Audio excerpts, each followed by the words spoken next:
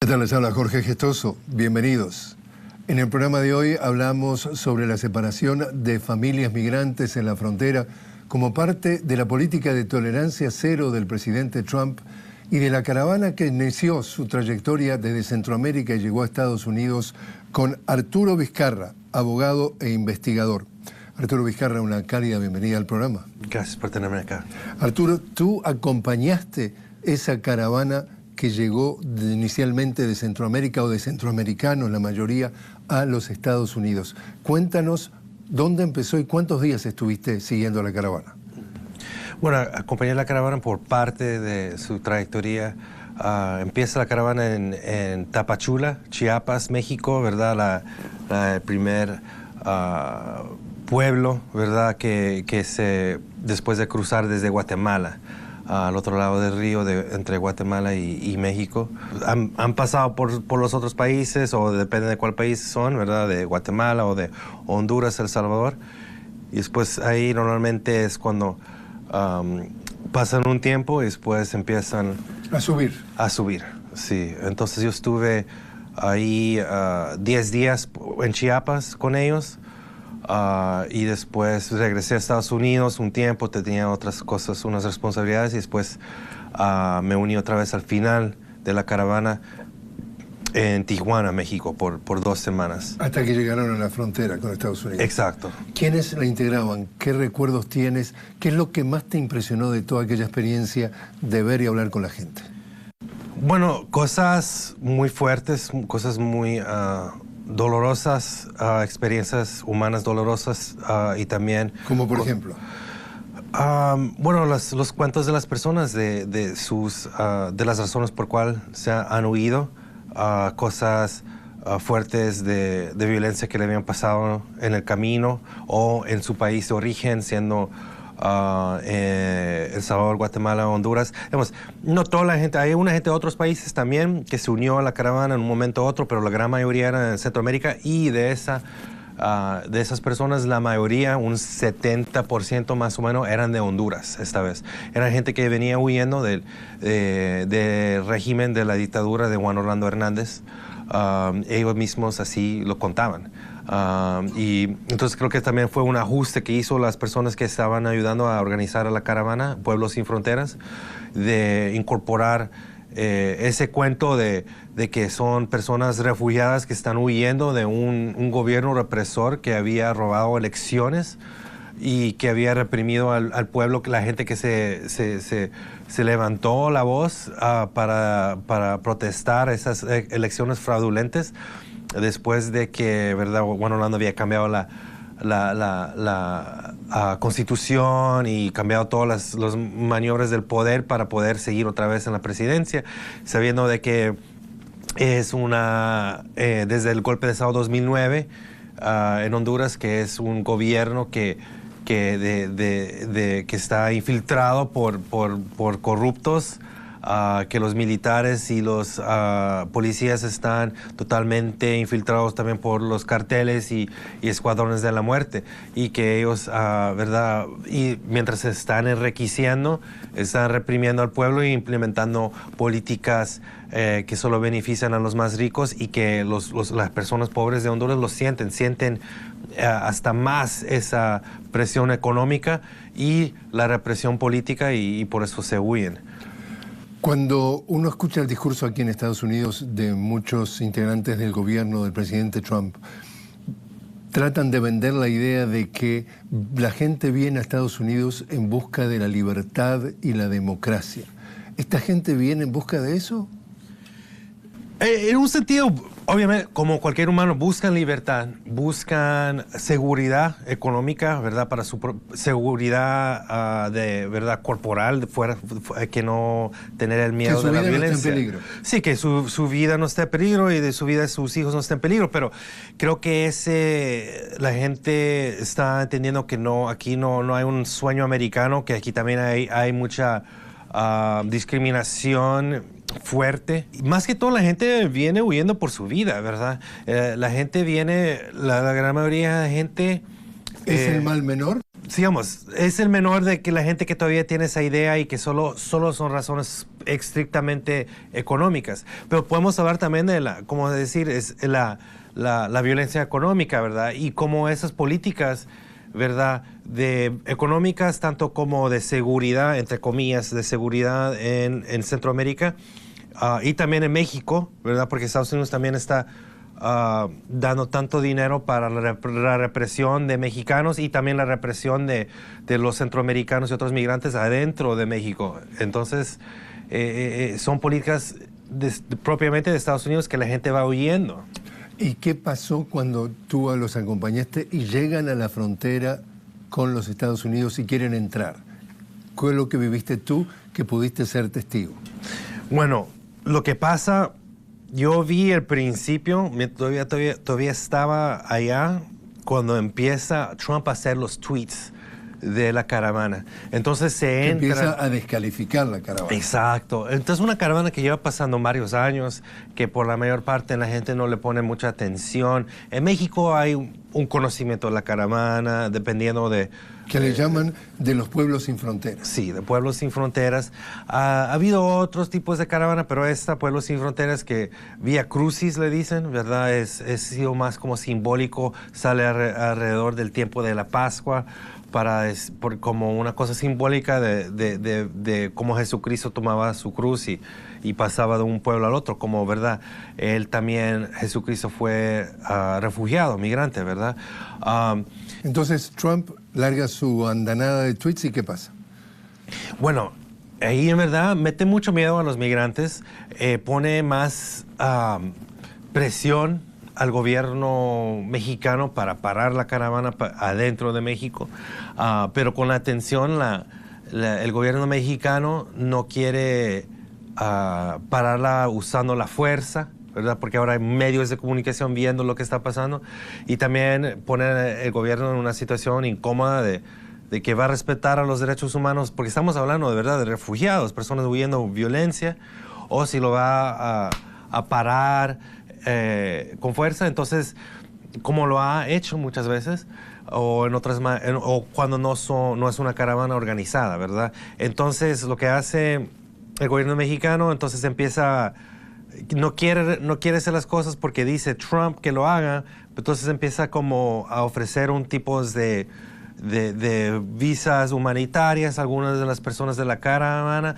pero en lo que quiere de verdad es disminuir el número, ¿verdad? De 1,500 personas que Trump y todo aquí, las personas de Estados Unidos que siguen a Trump, los republicanos y otros racistas, están diciendo, viene una fuerza invadora de Centroamérica. Sí, que nos quieren invadir. Sí, que es una cosa ridícula que estas personas son. Disculpe, me da risa porque me da tanta tristeza, ¿verdad? Y llegan a la frontera. ¿Y qué pasa? Bueno, antes articulaba mucho a la caravana, digamos, han logrado a disminuir los números de la caravana, y también por propias decisiones internas se decide, es mejor que solo las personas que tienen mejor posibilidades de asilo en Estados Unidos, que es otro tema de que está el sistema de asilo aquí no es justo, ¿verdad? Es racista y no se aplica de una manera que se debería de acuerdo a sus obligaciones internacionales, pero se decide que las personas que tienen la mejor posibilidad son las únicas que se deberían de entregar a la frontera para aplicar para asilo. Pero aún así, el gobierno de Estados Unidos está tratando de impedir que la gente que pide asilo. ¿Y qué les pasa? O sea, cuando llegan físicamente a la oficina, digamos, de inmigración, ¿qué experiencia tú constataste que les pasó? Bueno, esos casos todavía van en proceso porque es tan lento. Entonces esa gente, la gran mayoría está detenida. Está detenido en cárceles y cárceles privadas, algunos aquí en Estados Unidos.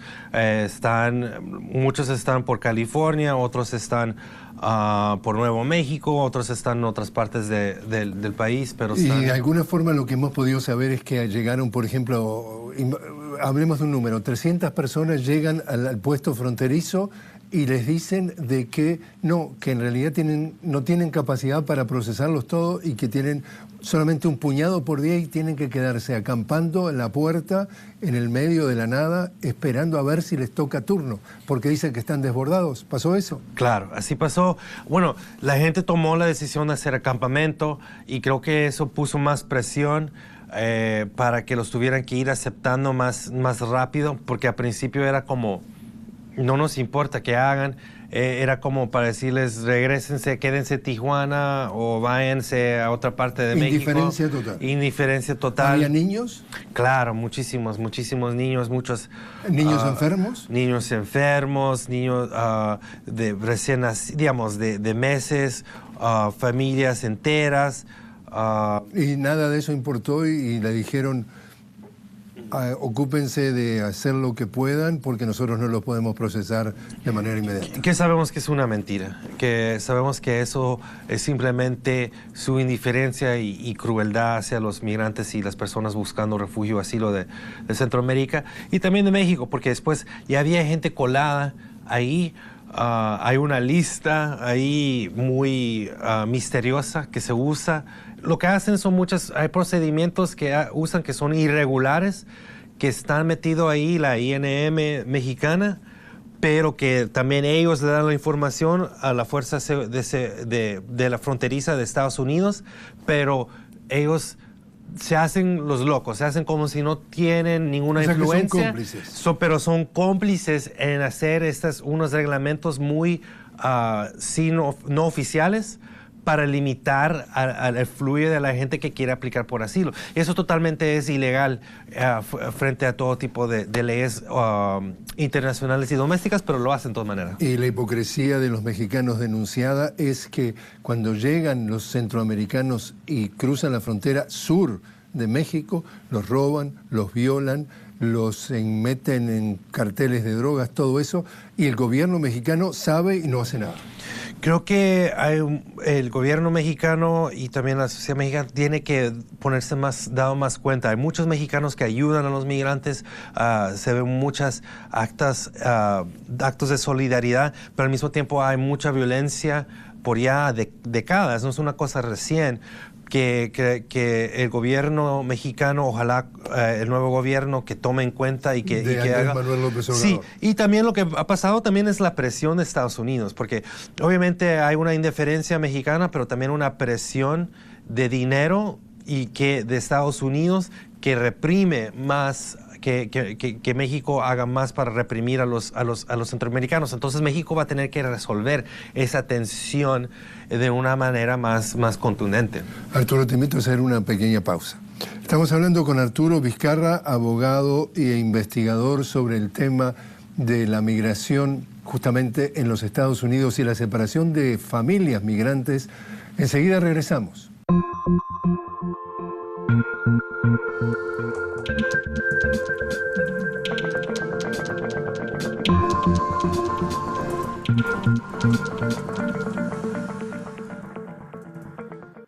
Continuamos hablando con Arturo Vizcarra, abogado e investigador sobre el tema de la migración y la separación de familias de los migrantes. Arturo, precisamente el jueves 26 de julio, es decir, en el día de mañana, deberían completarse la reunificación de familias que el gobierno ha separado justamente al atravesar la frontera de los migrantes, padres e hijos. No va a tener... La lógica dice que no va a cumplir, que hay todavía por lo menos 900 de estos familiares que están separados. ¿Cómo lees tu opinión, tu percepción? ¿Qué piensas al respecto?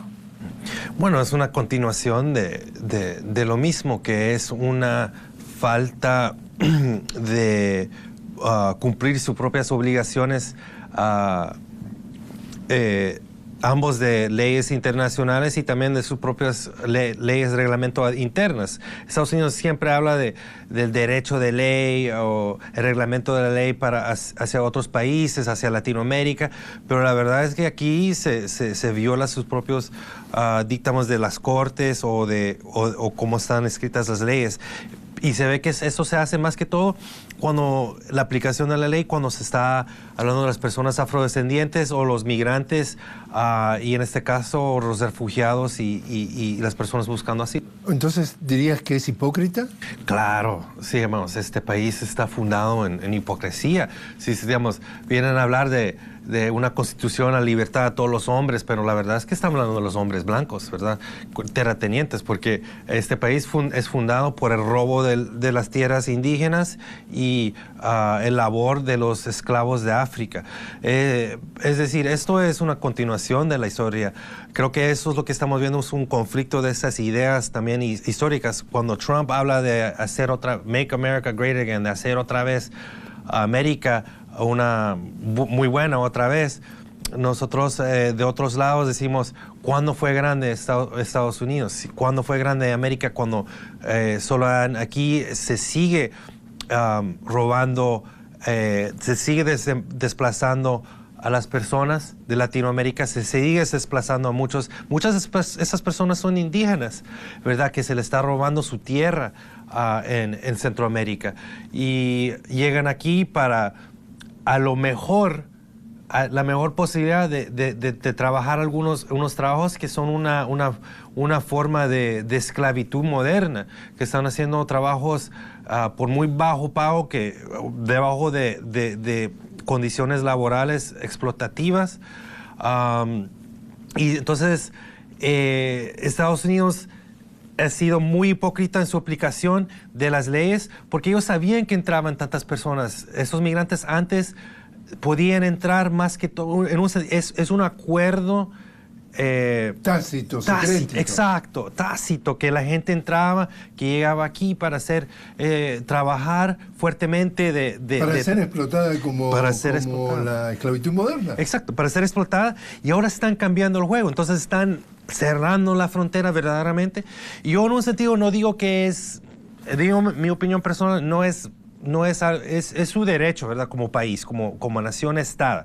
Pero ese acuerdo tácito está cambiando, y al mismo tiempo está cambiando de una forma tan drástica que están violando sus propias leyes internacionales y domésticas para negar el asilo a personas a refugiados que sus propias políticas han creado en Centroamérica y México. Ahí está, porque en definitiva, por ejemplo, ahora están diciendo, lo que tiene que ver con el Departamento de Justicia, que las causales por las cuales podían pedir asilo político, solamente es por asilo político, por violencia doméstica, por abuso o por otro tipo de víctimas de violencia. No quieren aceptar eso como causal y automáticamente dicen hay que devolverlos a sus países de origen.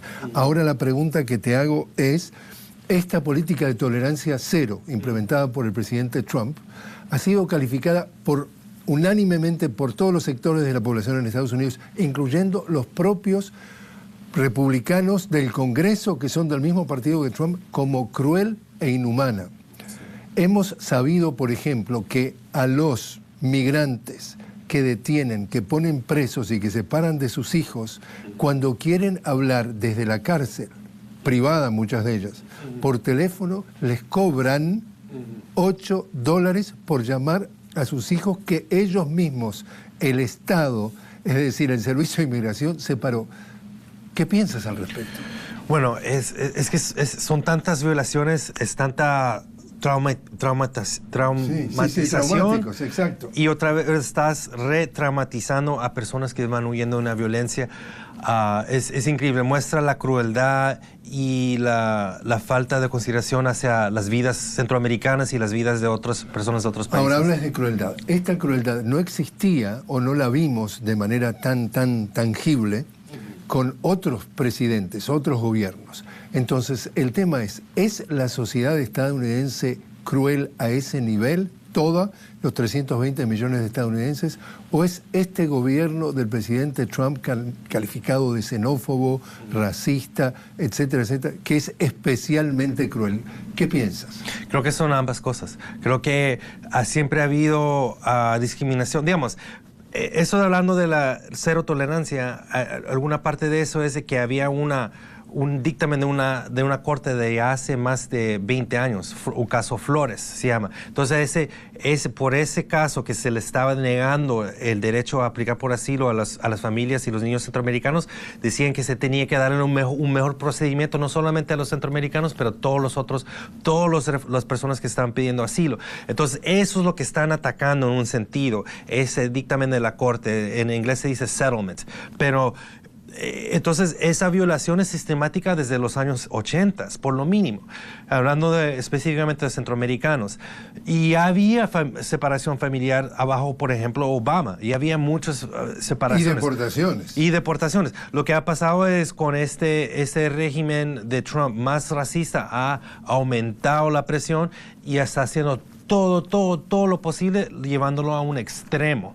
Entonces es una mezcla de la diferencia histórica de un país y un gobierno que siempre ha violado los derechos de los migrantes y las personas buscando asilo, incluyendo a los centroamericanos, y ahora viendo a un gobierno racista, abiertamente racista, que lo está haciendo está utilizando esto para agarrar hasta más favor en esa población racista que llegó Trump a la presidencia utilizando ese mismo lenguaje racista.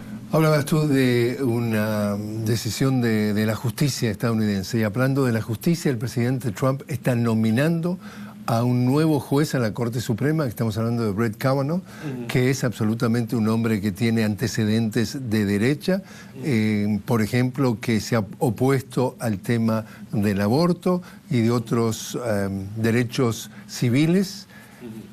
Podría, por ser la Corte integrada por 9 miembros, hoy por hoy hay 4 y 4 de derecha o de izquierda, y él podría ser el voto clave para volcar la Corte hacia la derecha. ¿Cuán preocupante es o no que apruebe el Senado la nominación de Kavanaugh? Bueno, es muy preocupante en tantos diferentes temas. Esto es como la culminación de un plan de la derecha ya de décadas, ¿verdad? Porque han ido perdiendo esos votos, entre comillas aquí, liberales. Liberales le llaman de izquierda en América Latina. Exacto. Progresistas. Sí, y algunos ni tanto de izquierda eran, pero por lo menos eran un poco racionales, que aplicaban la ley en una manera un poco, ¿verdad?, más racional o en una manera centrista. Con la llegada de Kavanaugh, entonces ya va a ser el tercero recientemente, con Alito y ¿cómo es que se llama el que es el jefe de la corte? Se me escapa, Roberts, sí. ¿Verdad? Con Kavanaugh, ¿verdad? Entonces sí cambiaría algunas cosas muy fundamentales, incluyendo el derecho al aborto. Digamos, él es muy claro que quisiera cambiar esa ley, y sería mucho más difícil para que las mujeres tengan un acceso a un aborto legal. También, digamos, las protecciones de medio ambiente serían una de las cosas que serían muy bajo peligro. También cosas muy fundamentales como el derecho al acceso al voto. Creo que esas son algunas de las 3 cosas más fuertes que van a ver que se vería una cosa inmediatamente, que se verían disminuyendo los derechos de las mujeres, de protección del medio ambiente y el derecho al voto, que como vemos es fundamental para que llegue una persona como Trump al poder. Tiene que ver la represión del voto por diferentes estados, y ya con las cortes conservadoras locales y también federales, es parte de lo que ha podido lograr que algunas de estas leyes que descalifican a la gente de votar en estados claves es el resultado. Por eso es que este país no es tan conservador como las leyes de votación lo ha formado.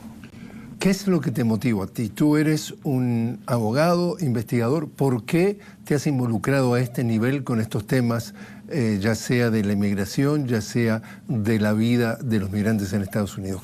¿Qué es lo que te lleva a hacer esto? Yo soy salvadoreño. Yo nací en El Salvador un poco antes de que empezó la guerra civil ahí, y mi familia tuvo que huir.